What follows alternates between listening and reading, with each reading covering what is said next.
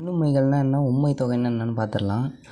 எண்ணுமை அப்படிங்கிறது என்னென்னா, என்ற சொல்லானது ஒரு சொல்லின் இடையிலும் இறுதியிலும் வெளிப்படையாக வருவது தான். சரிங்களா? இந்த உம்முங்கிற வார்த்தை இருக்கு இல்லையா, மறைஞ்சு வராமல் வெளிப்படையாக வந்ததுன்னா அது எண்ணுமைன்னு அர்த்தம். எடுத்துக்காட்டு பாருங்கள். இப்போ காடும் மலையும் வந்திருக்குங்களா. முக்கியமான பாயிண்ட் என்னென்னா, அது வந்து சொல்லோட இடையிலையும் வரும், இறுதியிலும் வரும். இப்போ காடும் இடையில் வந்திருக்குங்களா, மலையும் இறுதியில் வந்திருக்கு. அதே போல் தாயும் தந்தையும். இப்போ உம்முங்கிற வார்த்தை வெளிப்படையாக வந்துச்சுன்னா அது என்னது, எண்ணுமைகள். அதே போல் உண்மை தொகைங்கிறது என்னென்னா, என்று சொல்லானது சொல்லோட இடையிலும் இறுதியிலும் மறைந்து வரும். சரிங்களா? அது வெளிப்படையாக வந்துச்சு, இது மறைஞ்சு வருது. எப்படி? இப்போ தாய் தந்தை அப்படின்னு வச்சிங்களேன், தாயும் தந்தையும் அப்படின்னு அர்த்தம். இன்னொரு எடுத்துக்காட்டு பாருங்களேன். அடவி மலையாறு. அப்போ அடவினா காடுன்னு அர்த்தம்.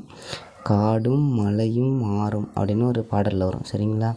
அப்போ வந்து மறைஞ்சு வந்ததுன்னா உண்மை தொகை, வெளிப்படையாக வந்ததுன்னா எண்ணுமை. தேங்க்யூ.